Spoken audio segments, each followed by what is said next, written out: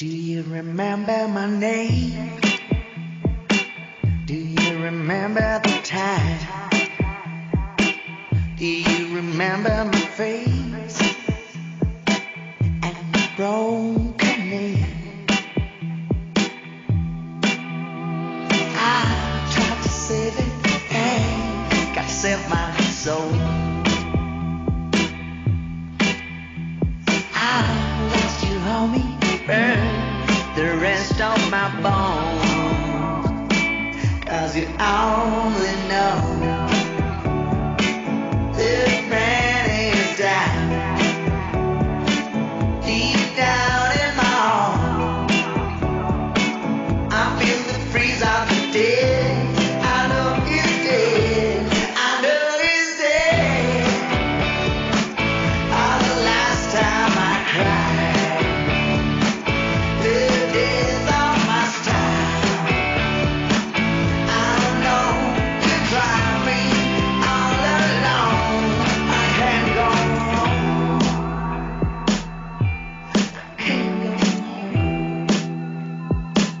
Do you remember his name?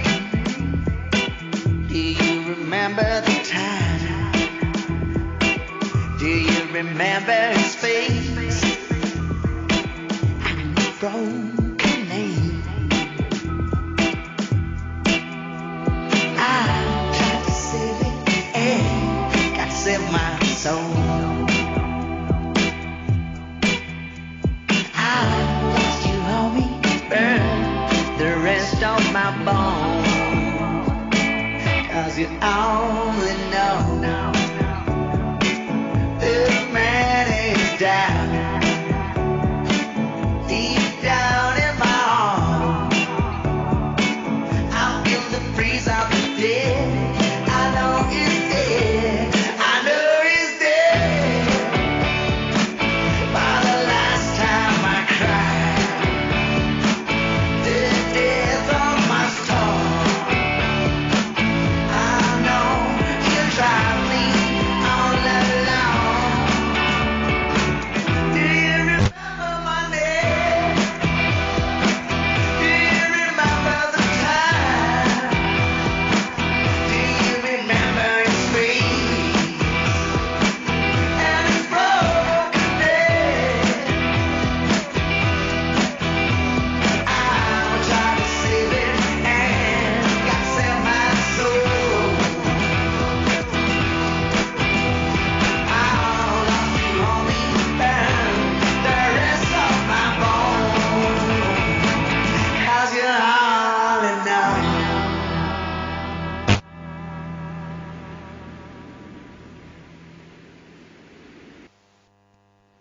Si vous écoutez Nuit des Étoiles Radio et que vous tombez sur la fermeture antenne, écoutez WRN jusqu'à minuit pour en profiter. Et à minuit, remettez Nuit des Étoiles Radio. WRN est ouverte 24h sur 24 et 7 jours sur 7 sur l'application ou sur nuitdesétoiles.fr. Ce message a été mis par Nuit des Étoiles. La nuit ne s'arrête jamais.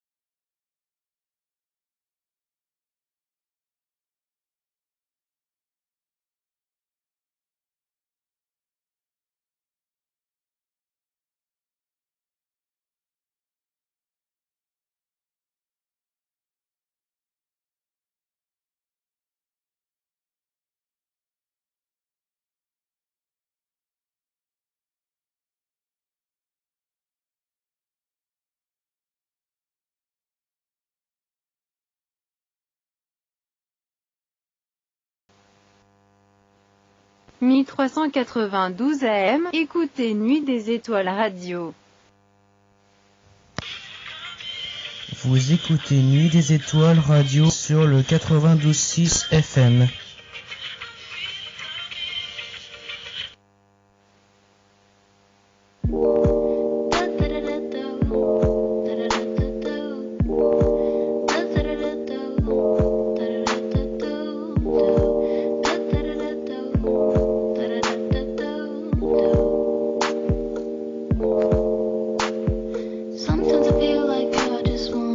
Back to my old ways, you're telling me I'm silly, it's no fun.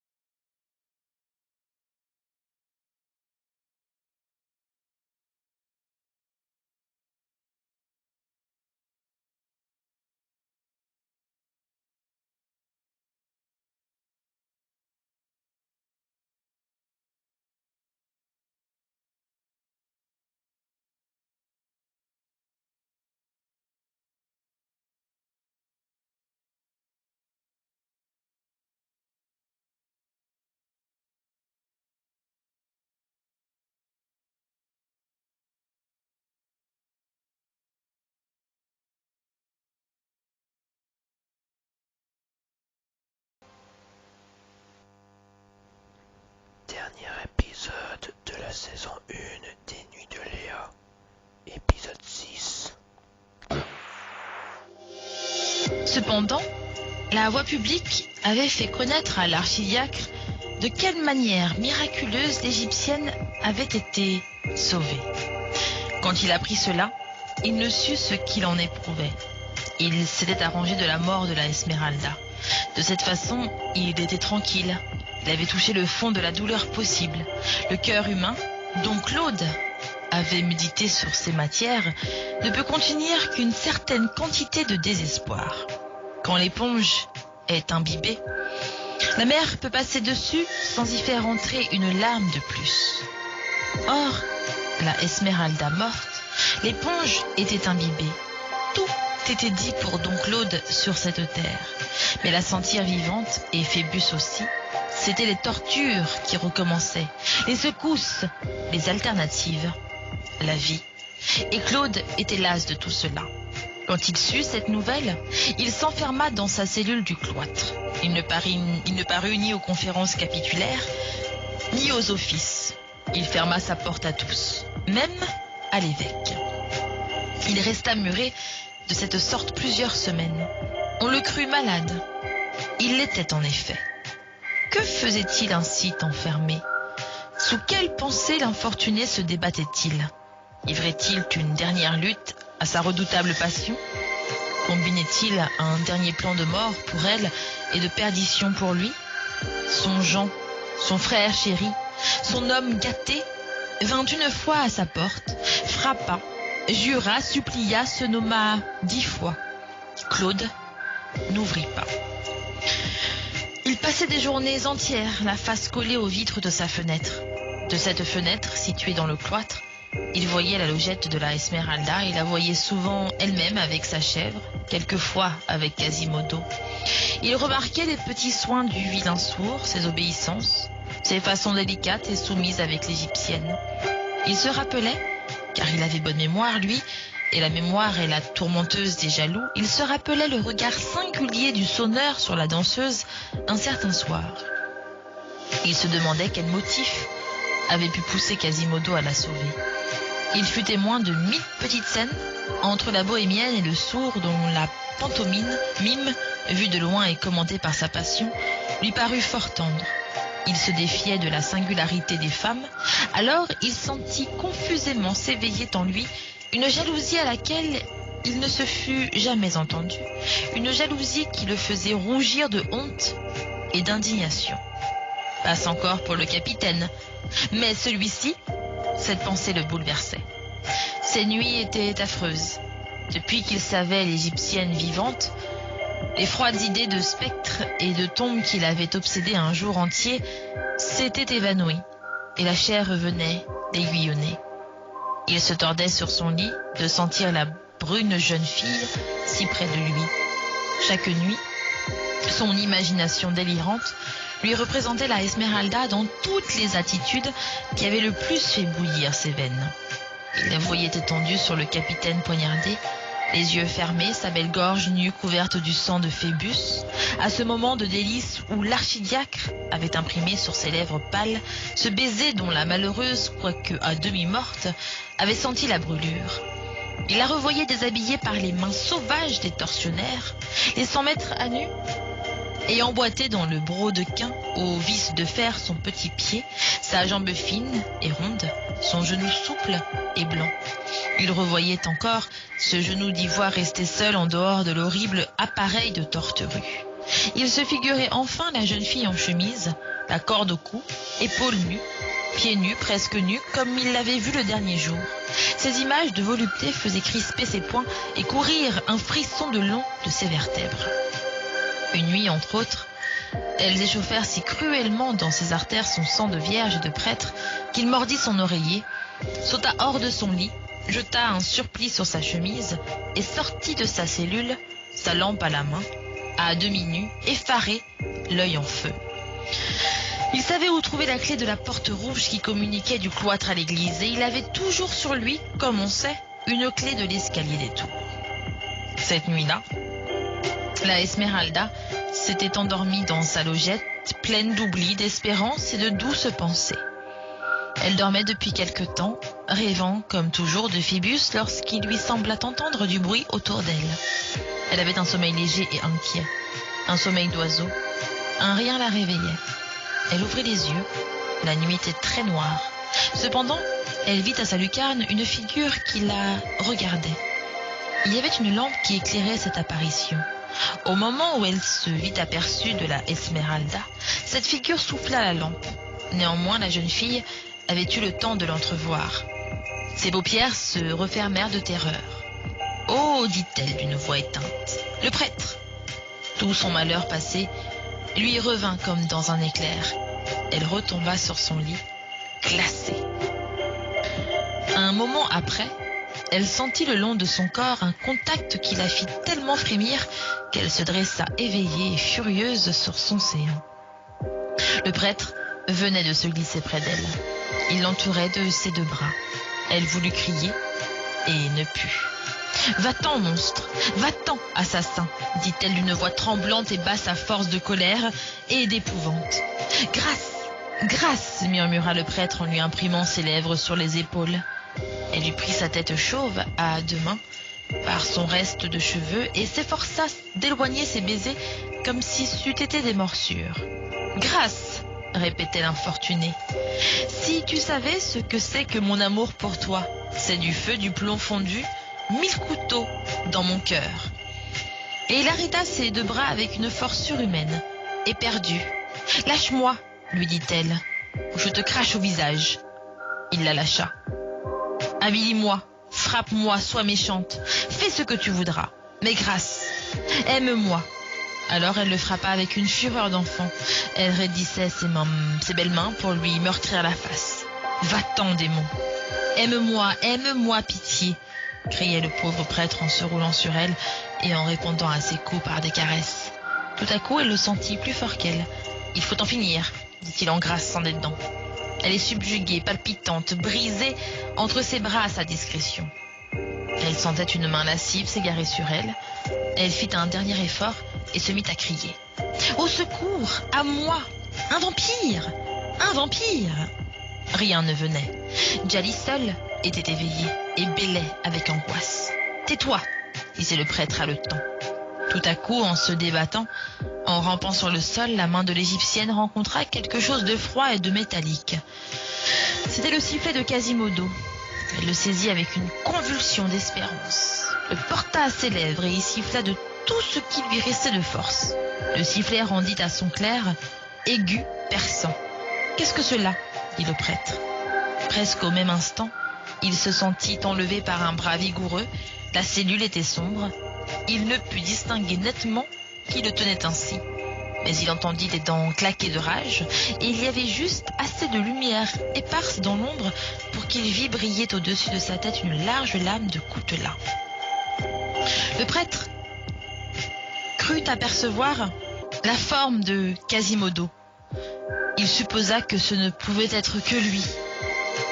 Il se souvint d'avoir trébuché en entrant contre un paquet qui était étendu en travers de la porte en dehors. Cependant, comme le nouveau venu ne proférait pas une parole, il ne savait que croire. Il se jeta sur le bras qui tenait le coutelas en criant « Quasimodo !» Il oubliait en ce moment de détresse que Quasimodo était sourd.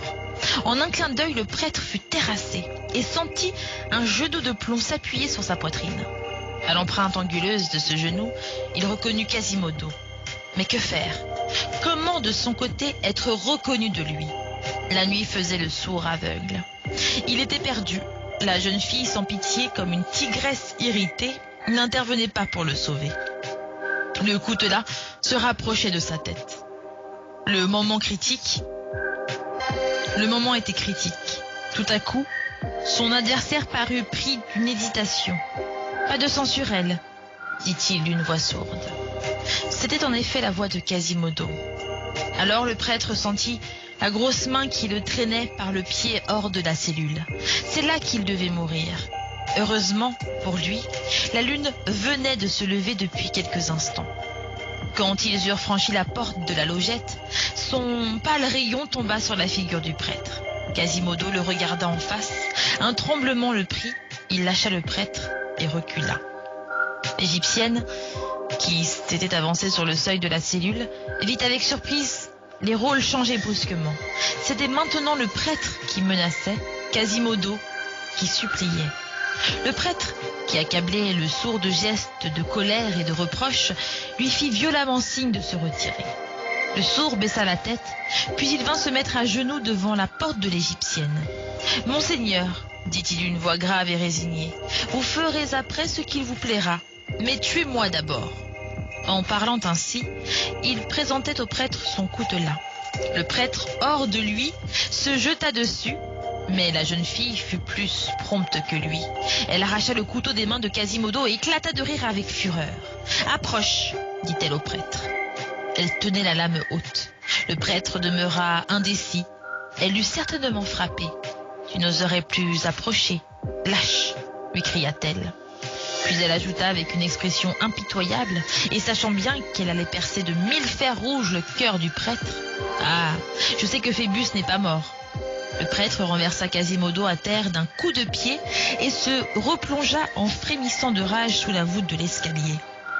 Quand il fut parti, Quasimodo ramassa le sifflet qui venait de sauver l'Égyptienne. Il se rouillait, dit-il en lui rendant. Puis, il la laissa seule. La jeune fille, bouleversée par cette scène violente, tomba épuisée sur son lit et se mit à pleurer à sanglots. Son horizon redevenait sinistre. De son côté, le prêtre était rentré à tâtons dans sa cellule. C'en était fait. Don Claude était jaloux de Quasimodo. Il répéta d'un air pensif sa fatale parole. Personne ne l'aura. Depuis que Pierre Gringoire avait vu comment toute cette affaire tournait, et que décidément il y aurait cordes, pendaisons et autres désagréments pour les personnages principaux de cette comédie, il ne s'était plus soucié de s'en mêler. Les truands, parmi lesquels il était resté considérant qu'en dernier résultat c'était la meilleure compagnie de Paris, les truands avaient continué de s'intéresser à l'Égyptienne. Il avait trouvé cela fort simple de la part de gens qui n'avaient comme elle d'autres perspectives que Charmolue et Torterue et qui ne chevauchaient pas comme lui dans les régions imaginaires entre les deux ailes de Pégasus. Il avait appris par leurs propos que son épousé au pot cassé s'était réfugié dans Notre-Dame et il en était bien aise. Mais il n'avait pas même la tentation d'y aller voir. Il songeait quelquefois à la petite chèvre et c'était tout. Du reste, le jour, il faisait des tours de force pour vivre et la nuit, il élucubrait un mémoire contre l'évêque de Paris car il se souvenait d'avoir été inondé par les roues de ses moulins et il lui en gardait rancune. Il s'occupait aussi de commenter le bel ouvrage de Baudry le Rouge, évêque de Noyon et de Tournai, Découpa Petrarum, de la coupe des pierres, ce qui lui avait donné un goût violent pour l'architecture. Penchant qui avait remplacé dans son cœur sa passion pour l'hermétisme, dont il n'était d'ailleurs qu'un corollaire naturel, puisqu'il y a un lien intime entre l'hermétique et la maçonnerie. Gringoire avait passé de l'amour d'une idée à l'amour de la forme de cette idée.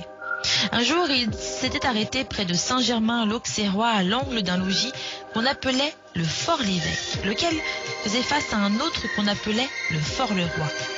Il y avait à ce Fort-l'Évêque une charmante chapelle du XIVe siècle dont le chevet donnait sur la rue. Gringoire en examinait dévotement les sculptures extérieures. Il était dans un de ces moments de jouissance égoïste, exclusive, suprême, où l'artiste ne voit dans le monde que l'art et voit le monde dans l'art. Tout à coup, il sent une main se poser gravement sur son épaule. Il se retourne. C'était son ancien ami, son ancien maître, Monsieur l'archidiacre. Il resta stupéfait. Il y avait longtemps qu'il n'avait vu l'archidiacre, et Don Claude était un de ces hommes solennels et passionnés dont la rencontre dérange toujours l'équilibre d'un philosophe sceptique.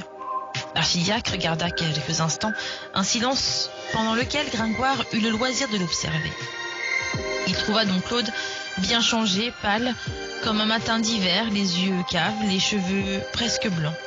Ce fut le prêtre qui rompit encore le silence en disant d'un ton tranquille mais glacial: « Comment vous portez-vous, maître Pierre ?»« Ma santé ?» répondit Gringoire. « Eh, On en peut dire ceci et cela. Toutefois, l'ensemble est bon. Je ne prends trop de rien. Vous savez, maître, le secret de se bien porter, selon Hippocrate, c'est que mets, boisson, sommeil, amour, tout soit modéré. Vous n'avez donc aucun souci, maître Pierre, reprit l'archidiacre en regardant fixement Gringoire. Ma foi, non. Les nuits de Léa sur Vibration. Vibration, vibrons ensemble. Vous écoutez les nuits de Léa sur Vibration. Vibration, vibrons ensemble. Et que faites-vous maintenant? Vous le voyez, mon maître? J'examine la coupe de ces pierres et la façon dont est fouillé ce bas-relief. Le prêtre se mit à sourire. Et ce sourire amer qui ne relève qu'une des extrémités de la bouche. Et cela vous amuse? C'est le paradis, s'écria Gringoire. Et se penchant sur les sculptures, avec la mine éblouie d'un démonstrateur de phénomènes vivants. Est-ce donc que vous ne me trouvez pas, par exemple, cette métamorphose de basse-taille exécutée avec beaucoup d'adresse, de milliardise et de patience? Regardez cette colonnette. Autour de quel chapiteau avez-vous vu feuilles plus tendres et mieux caressées du ciseau? Voici 3 rondes de bosses de Jean Malvin. Ce ne sont pas les plus belles œuvres de ce grand génie. Néanmoins, la naïveté, la douceur des visages, la gaieté des attitudes et des draperies, et cet agrément inexplicable qui se mêle dans tous les défauts, rendent les figurines bien égayées et bien délicates. Peut-être même trop. Vous trouvez que ce n'est pas divertissant? Si fait, dit le prêtre. Et si vous voyez l'intérieur de la chapelle, reprit le poète avec son enthousiasme bavard, partout des sculptures, c'est touffu comme un cœur de chou. L'abside est d'une façon fort dévote et si particulière que je n'ai rien vu de même ailleurs. Don Claude l'interrompit. Vous êtes donc heureux? Gringoire répondit avec feu. En honneur, oui. J'ai d'abord aimé des femmes, puis des bêtes. Maintenant, j'aime des pierres. C'est tout aussi amusant que les bêtes et les femmes. Et c'est moins perfide. Le prêtre mit sa main sur son front. C'était son geste habituel. En vérité. Tenez, dit Gringoire, on a des jouissances. Il prit le bras du prêtre qui se laissait aller et le fit entrer sous la tourelle de l'escalier du Fort-l'Évêque. Voilà un escalier, chaque fois que je le vois, je suis heureux. C'est le degré de la manière la plus simple et la plus rare de Paris. Toutes les marches sont par-dessous délardées. Sa beauté et sa simplicité consistent dans les girons de l'une et de l'autre, portant un pied ou environ, qui sont entrelacés, enclavés, emboîtés, enchaînés, enchâssés, entretaillés l'un dans l'autre, et s'entremordent d'une façon vraiment ferme et gentille. Et vous ne désirez rien? Non. Et vous ne regrettez rien? Ni regret ni désir. J'ai arrangé ma vie. Ce qu'arrangent les hommes, dit Claude, les choses le dérangent. Je suis un philosophe pyrrhonien, répondit Gringoire, et je tiens tout en équilibre. Et comment la gagnez-vous, votre vie? Je fais encore ça et là des épopées et des tragédies. Mais ce qui me rapporte le plus, c'est l'industrie que vous me connaissez, mon maître. Porter des pyramides de chaises sur mes dents. Le métier est grossier pour un philosophe. C'est encore de l'équilibre, dit Gringoire. Quand on en a une pensée, on la retrouve en tout. Je le sais, répondit l'archidiacre. Après un silence, le prêtre reprit. Vous êtes néanmoins assez misérable. Misérable, oui. Malheureux, non. En ce moment, un bruit de chevaux se fit entendre, et nos 2 interlocuteurs virent défiler au bout de la rue une compagnie des archers de l'ordonnance du roi, des lances hautes, l'officier en tête. La cavalcade était brillante et résonnait sur le pavé. Comme vous regardez cet officier, dit Gringoire à l'archidiacre, c'est que je crois le reconnaître. Comment le nommez-vous? Je crois, dit Claude, qu'il s'appelle Phébus de Châteaupers. Phébus? Un nom de curiosité. Il y a aussi Phébus, comte de Foix. J'ai souvenir d'avoir connu une fille qui ne jurait que par Phébus. Venez-vous-en, dit le prêtre. J'ai quelque chose à vous dire. Depuis le passage de cette troupe, quelque agitation perçait sous l'enveloppe glaciale de l'archidiacre. Il se mit à marcher. Gringoire le suivait, habitué à lui obéir. Comme tout ce qui avait approché une fois, cet homme plein d'ascendant. Ils arrivèrent en silence jusqu'à la rue des Bernardins, qui était assez déserte, dont Claude s'y arrêta. « Qu'avez-vous à me dire, mon maître ?» lui demanda Gringoire. « Est-ce que vous ne trouvez pas, répondit l'archidiacre d'un air de profonde réflexion, que l'habit de ces cavaliers que nous venons de voir est plus beau que le vôtre et que le mien ?» Gringoire hocha la tête. « Ma foi, j'aime mieux ma gonelle jaune et rouge que ces écailles de fer et d'acier. Beau plaisir de faire en marchant le même bruit que le quai de la ferraille par un tremblement de terre. Donc, Gringoire, vous n'avez jamais porté envie à ces beaux fils en hoquetons de guerre? Envie de quoi, monsieur l'archidiacre? De leur force, de leur armure, de leur discipline? Mieux valent la philosophie et l'indépendance en guenilles. J'aime mieux être tête de mouche que queue de lion. Cela est singulier, dit le prêtre rêveur. Une belle livrée est pourtant belle. Gringoire, le voyant pensif, le quitta pour aller admirer le porche d'une maison voisine. Il revint en frappant des mains. Si vous étiez moins occupé des beaux habits des gens de guerre, monsieur l'archidiacre, je vous prierais d'aller voir cette porte. Je l'ai toujours dit, la maison du sieur Aubry a une entrée la plus superbe du monde. Pierre Gringoire, dit l'archidiacre, qu'avez-vous fait de cette petite danseuse égyptienne? La Esmeralda? Vous changez bien brusquement de conversation. N'était-elle pas votre femme? Oui, au moyen d'une cruche cassée. Nous en avions pour 4 ans. À propos, ajouta Gringoire en regardant l'archidiacre d'un air à demi goguenard, vous y pensez donc toujours? Et vous? Vous n'y pensez plus? Peu.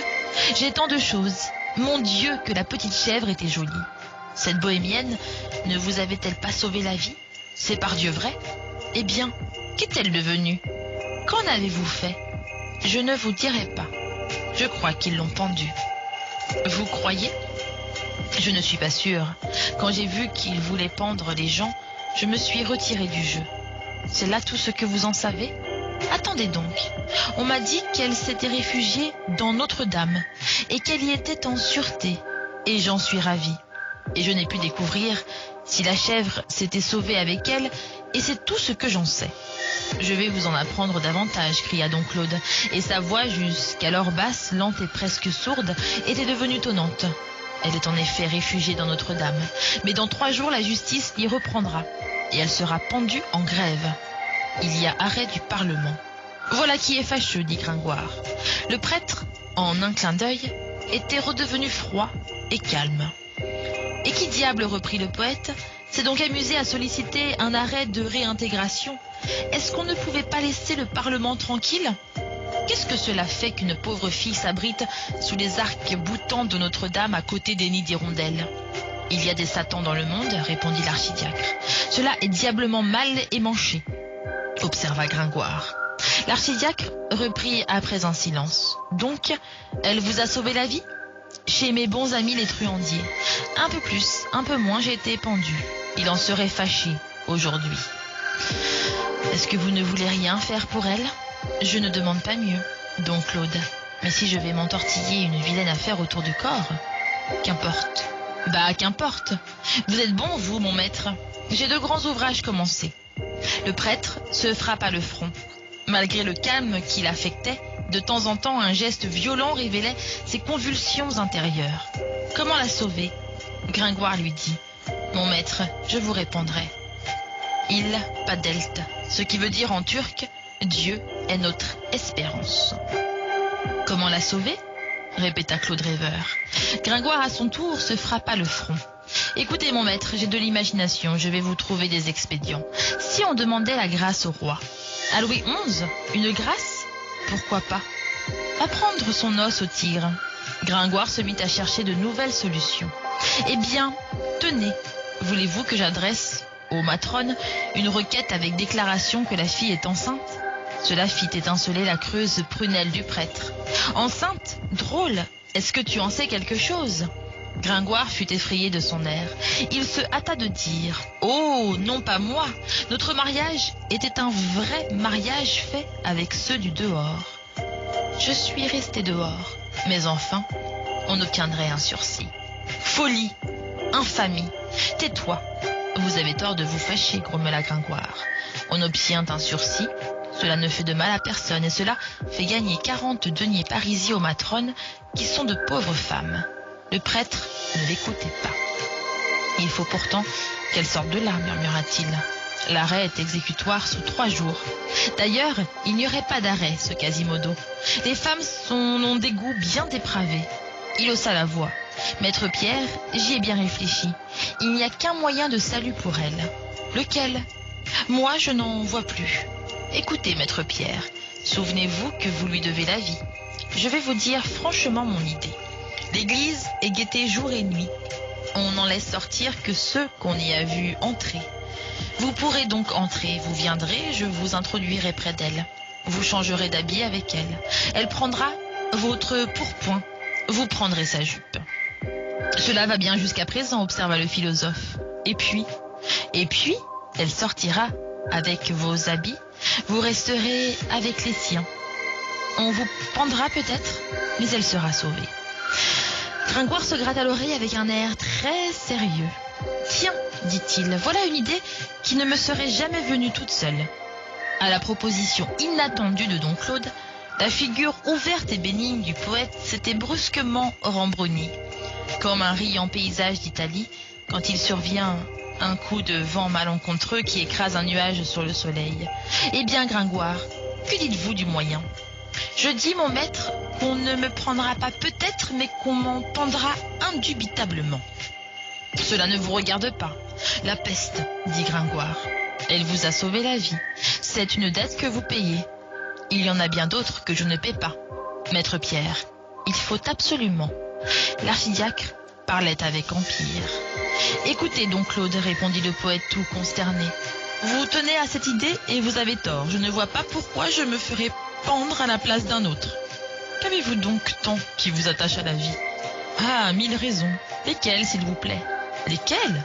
L'air, le ciel, le matin, le soir, le clair de lune, mes bons amis les truands, nos gorges chaudes avec les vilotières, les belles architectures de Paris à étudier, trois gros livres à faire, dont un contre l'évêque et ses moulins, que sais-je, moi. Anaxagoras disait qu'il était au monde pour admirer le soleil. Et puis, j'ai le bonheur de passer toutes mes journées du matin au soir avec un homme de génie qui est moi, et c'est fort agréable. Tête à faire un grelot, grommela l'archidiacre. Eh, parle, cette vie que tu te fais si charmante, qui te l'a conservée? À qui dois-tu de respirer cet air, de voir ce ciel, et de pouvoir encore amuser ton esprit d'alouettes, de billes veusées et de folie? Sans elle, où serais-tu? Tu veux donc qu'elle meure? Elle part, qui tu es vivant? Qu'elle meure, cette créature, belle, douce, adorable, nécessaire à la lumière du monde, plus divine que Dieu, tandis que toi, demi-sage et demi-fou, vaine ébauche de quelque chose, espèce de végétal qui croit marcher et qui croit penser, tu continueras à vivre avec la vie que tu lui as volée, aussi inutile qu'une chandelle en plein midi? Allons, un peu de pitié. Gringoire, sois généreux à ton tour. C'est elle qui a commencé. Le prêtre était véhément. Gringoire l'écouta d'abord avec un air indéterminé, puis il s'attendrit et finit par faire une grimace tragique qui fit ressembler sa blême figure à celle d'un nouveau-né qui a la colique. « Vous êtes pathétique, dit-il en essuyant une larme. Eh bien, j'y réfléchirai. C'est une drôle d'idée que vous avez eue là. Après tout, poursuivit-il après un silence, qui sait, peut-être ne me pendront-ils pas? N'épouse pas toujours qui fiance. Quand ils me trouveront dans cette logette, si grotesquement affublée, en jupe et en coiffe, peut-être éclateront-ils de rire. Et puis, s'ils me pendent, eh bien, la corde, c'est une mort comme une autre. Ou, pour mieux dire, ce n'est pas une mort comme une autre. C'est une mort digne du sage qui a oscillé toute sa vie. Une mort qui n'est ni chair ni poisson. Comme l'esprit du véritable sceptique, une mort toute empreinte de pyrrhonisme et d'hésitation, qui tient le milieu entre le ciel et la terre, qui vous laisse en suspens. C'est une mort de philosophe, et j'y étais prédestiné peut-être. Il est magnifique de mourir quand on a vécu. Le prêtre l'interrompit. Est-ce convenu? Qu'est-ce que la mort à tout prendre? Poursuivit Gringoire avec exaltation. Un mauvais moment, un péage, le passage de peu de choses à rien. Quelqu'un ayant demandé à Cercidas, mégalopolitain, s'il mourait volontiers, Pourquoi non, répondit-il, car après ma mort je verrai ces grands hommes, Pythagoras entre les philosophes, Hécataeus entre les historiens, Homère entre les poètes, Olympe entre les musiciens. L'archidiacre lui présenta la main. Donc c'est dit, vous viendrez demain? Ce geste ramena Gringoire au positif. Ah, ma foi non, dit-il du ton d'un homme qui se réveille. Être pendu, c'est trop absurde. Je ne veux pas. Adieu alors. Et l'archidiacre ajouta entre ses dents, je te trouverai. Je ne veux pas que ce diable d'homme me trouve, pensa Gringoire, et il courut après don Claude. Tenez, monsieur l'archidiacre, pas d'humeur entre vieux amis. Vous vous intéressez à cette fille, à ma femme, veux-je dire? C'est bien. Les nuits de Léa, c'est seulement sur Vibration. Vibrons ensemble. Vibration, les nuits de Léa.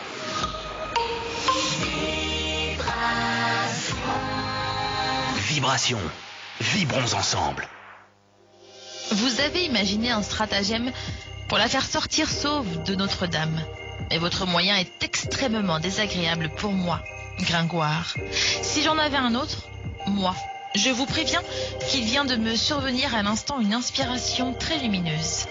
Si j'avais une idée expédiente pour la tirer du mauvais pas, sans compromettre mon cou avec le moindre nœud coulant, qu'est-ce que vous diriez? Cela ne vous suffirait-il point? Est-il absolument nécessaire que je sois pendu pour que vous soyez content? Le prêtre arrachait d'impatience les boutons de sa soutane. Ruisseau de paroles.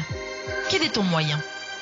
Oui, reprit Gringoire, se parlant à lui-même et touchant son nez avec son index en signe de méditation. C'est cela. Les truands sont de braves fils. La tribu d'Égypte l'aime. Ils se lèveront au premier mot. Rien de plus facile. Un coup de main, à la faveur du désordre, on l'enlèvera aisément. Dès demain soir, ils ne demanderont pas mieux. Le moyen parle, dit le prêtre en le secouant. Gringoire se tourna majestueusement vers lui. Laissez-moi donc. Vous voyez bien que je compose. Il réfléchit encore quelques instants. Puis il se mit à battre des mains à sa pensée en criant. Admirable, réussite sûre. Le moyen, reprit Claude en colère. Gringoire était radieux. Venez que je vous dise cela tout bas. C'est une contre-mine vraiment gaillarde et qui nous tire tous d'affaire, par Dieu. Il faut convenir que je ne suis pas un imbécile. Il s'interrompit. Ah ça, la petite chèvre est-elle avec la fille? Oui, que le diable t'emporte. C'est qu'il l'aurait pendue aussi, n'est-ce pas? Qu'est-ce que cela me fait? Oui, il l'aurait pendue. Ils ont bien pendu une truie le mois passé. Le bourrel aime ça. Il mange la bête après. Pendre ma jolie Djali, pauvre petit agneau. Malédiction, s'écria don Claude. Le bourreau, c'est toi. Quel moyen de salut as-tu donc trouvé? Drôle. Faudra-t-il t'accoucher ton idée avec le forceps? Tout beau, maître. Voici. Gringoire se pencha à l'oreille de l'archidiacre et lui parla très bas, en jetant un regard inquiet d'un bout à l'autre de la rue où il ne passait pourtant personne. Quand il eut fini, don Claude lui prit la main et lui dit froidement « C'est bon, à demain. »« À demain, » répéta Gringoire. Et tandis que l'archidiacre s'éloignait d'un côté, il s'en alla de l'autre en se disant à demi-voix « Voilà une fière affaire, monsieur Pierre Gringoire. N'importe. Il n'est pas dit parce qu'on est petit qu'on s'effraiera d'une grande entreprise. » Biton porta un grand taureau sur ses épaules, les hochequeux, les fauvettes et les taquets traversent l'océan. L'archidiacre, en rentrant au cloître, trouva à la porte de sa cellule son frère Jean du Moulin, qui l'attendait et qui avait charmé les ennuis de l'attente en dessinant avec un charbon sur le mur un profil de son frère aîné enrichi d'un nez démesuré. Don Claude regarda à peine son frère. Il avait d'autres songes. Ce joyeux visage de vaurien dont le rayonnement avait tant de fois rassénéré la sombre physionomie du prêtre était maintenant impuissant à fondre la brume qui s'épaississait chaque jour davantage sur cette âme corrompue, méphitique et stagnante. « Mon frère, dit timidement Jean, je viens vous voir. » L'archidiacre ne leva seulement pas les yeux sur lui. Après, « Mon frère, reprit l'hypocrite, vous êtes si bon pour moi, et vous me donnez de si bons conseils que je reviens toujours à vous. Ensuite, hélas, mon frère, c'est que vous aviez bien raison quand vous me disiez Jean. La doctrine des docteurs, la discipline des disciples se perdent. Jean, soyez sage. Jean, docteur Jean, ne pernoctez pas hors le collège sans légitime et congé du maître. Ne battez pas les picards, Noli, Joanne, Verbarare, Picardos. Ne pourrissez pas comme un âne illettré, quasi asinus, illiteratus, sur le feur de l'école. Jean, laissez-vous punir à la discrétion du maître.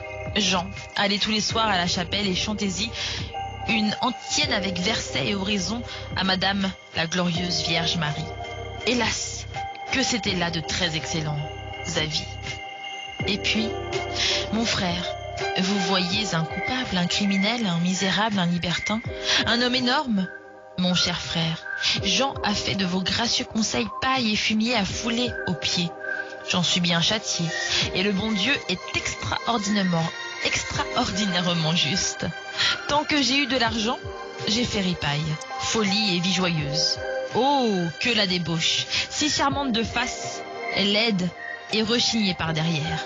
Maintenant, je n'ai plus un blanc. J'ai vendu ma nappe, ma chemise et ma toile, plus de joyeuse vie. La belle chandelle est éteinte, et je n'ai plus que la vilaine mèche de suif qui me fume dans le nez. Les filles se moquent de moi, je bois de l'eau, je suis bourrelé de remords et de créanciers. Le reste, dit l'archidiacre. Hélas, très cher frère, je voudrais bien me ranger à une meilleure vie. Je viens à vous, plein de contrition. Je suis pénitent, je me confesse. Je me frappe la poitrine à grands coups de poing. Vous avez bien raison de vouloir que je devienne un jour licencié sous-moniteur du collège de Torchy. Voici que je me sens à présent une vocation magnifique pour cet état. Mais je n'ai plus d'encre, il faut que j'en rachète. Je n'ai plus de plumes, il faut que j'en rachète. Je n'ai plus de papier, je n'ai plus de livres, il faut que j'en rachète. J'ai grand besoin pour cela d'un peu de finance. Et je viens à vous, mon frère, le cœur plein de contrition. Est-ce tout ? Oui, dit l'écolier. Un peu d'argent. Je n'en ai pas. L'écolier dit alors d'un air grave et résolu en même temps. Eh bien, mon frère, je suis fâché d'avoir à vous dire qu'on me fait d'autre part de très belles offres et propositions. Vous ne voulez pas me donner d'argent ? Non. En ce cas, je vais me faire truand. En prononçant ce mot monstrueux, il prit une mine d'Ajax, s'attendant à voir tomber la foudre sur sa tête. L'archidiacre lui dit froidement « Faites-vous truand ». Jean le salua profondément et redescendit l'escalier du cloître en sifflant. Au moment où il passait dans la cour du cloître, sous la fenêtre de la cellule de son frère, il entendit cette fenêtre s'ouvrir, leva le nez et vit passer par l'ouverture la tête sévère de l'archidiacre. « Va-t'en au diable !» disait don Claude. « Voici le dernier argent que tu auras de moi. » En même temps, le prêtre jeta à Jean une bourse qui fit à l'écolier une grosse bosse au front, et dont Jean s'en alla à la fois fâché et content, comme un chien qui lapiderait avec des os à moelle. Le lecteur n'a peut-être pas oublié qu'une partie de la cour des miracles était enclose par l'ancien mur d'enceinte de la ville, dont bon nombre de tours commençaient à cette époque à tomber en ruine. L'une de ces tours avait été convertie en lieu de plaisir par les truands. Il y avait cabaret dans la salle basse et le reste dans les étages supérieurs. Cette tour était le point le plus vivant et par conséquent le plus hideux de la truanderie. C'était une sorte de ruche monstrueuse qui bourdonnait nuit et jour. La nuit, quand tout le surplus de la gueuserie dormait, quand il n'y avait pas une fenêtre allumée sur les façades terreuses de la place, quand on n'entendait plus sortir un cri de ces innombrables maisonnées, de ces fourmilières de voleurs, de filles et d'enfants volés aux bâtards, on reconnaissait toujours la joyeuse tour au bruit qu'elle faisait, à la lumière écarlate qui, rayonnant à la fois aux soupiraux, aux fenêtres, aux fissures des murs lézardés, s'échappait pour ainsi dire de tous ses pores. La cave était donc le cabaret. On y descendait par une porte basse et par un escalier aussi raide qu'un alexandrin classique. Sur la porte, il y avait en guise d'enseigne un merveilleux barbouillage représentant des sols neufs et des poulets tués avec ce calembour au-dessous, au sonneur pour les trépasser. Un soir, au moment où le couvre-feu sonnait à tous les beffrois de Paris, les sergents du guet, s'il leur eût été donné d'entrer dans la redoutable cour des miracles, auraient pu remarquer qu'il se faisait, dans la caverne des truands, plus de tumulte encore qu'à l'ordinaire, qu'on y buvait plus et qu'on y jurait mieux. Au dehors, il y avait dans la place force groupe qui s'entretenait à voix basse, comme lorsqu'il se trame un grand dessin. Et ça et là un drôle, accroupi qui aiguisait une méchante lame de fer sur un pavé. Cependant, dans la taverne même, le vin et le jeu étaient une si puissante diversion aux idées qui occupaient ce soir-là la truanderie, qu'il eût été difficile de deviner au propos des buveurs de quoi il s'agissait.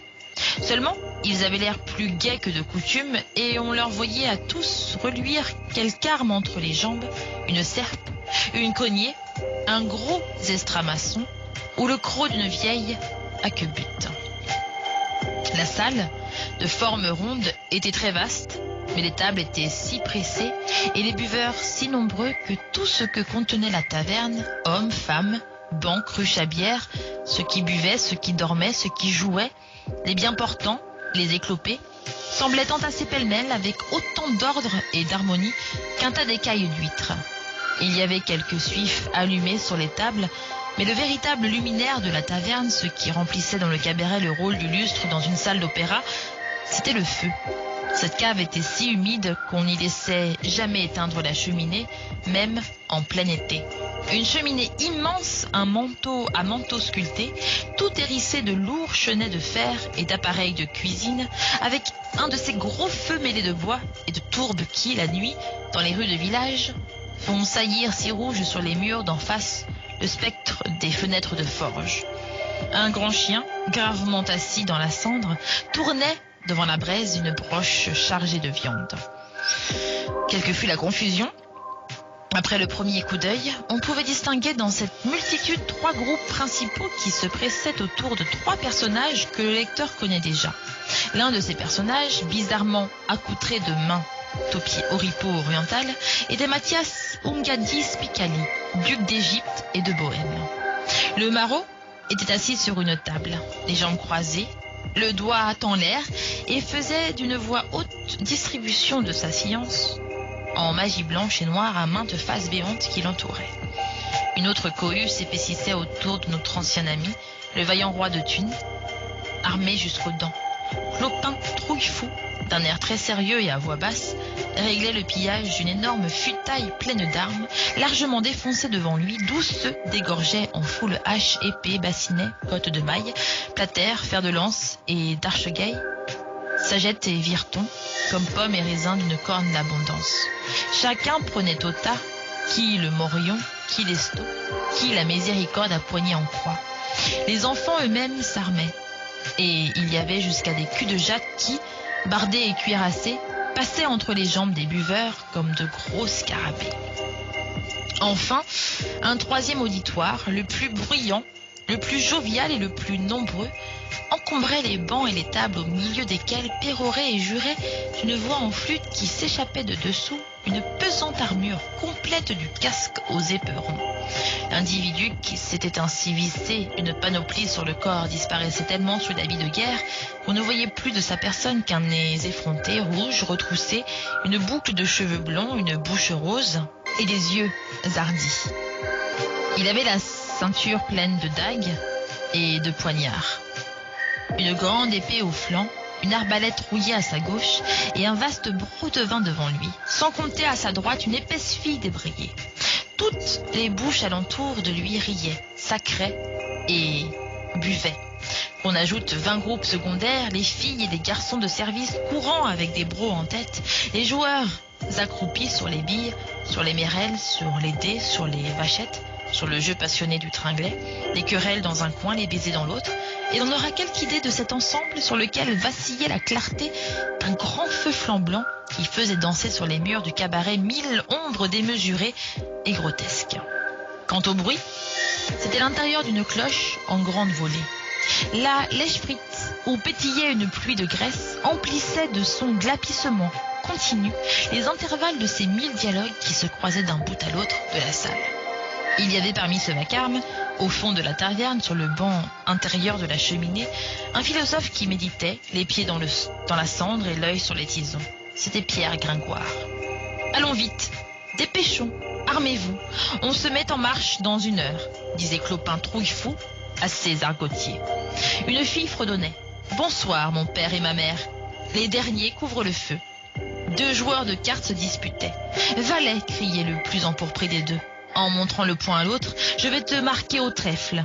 Tu pourras remplacer Mistigris dans le jeu de cartes de Monseigneur, le roi. Ouf, hurlait un Normand reconnaissable à son accent nasillard. On est ici tassés comme les saintes de Caillouville. Fils, disait à son auditoire le duc d'Égypte parlant en fausset, les sorcières de France vont au sabbat sans balai, ni graisse, ni monture, seulement avec quelques paroles magiques. Les sorcières d'Italie ont toujours un bouc qui les attend à leur porte. Toutes sont tenues de sortir par la cheminée. La voix du jeune drôle armé de pieds, en cape, dominait le brouhaha.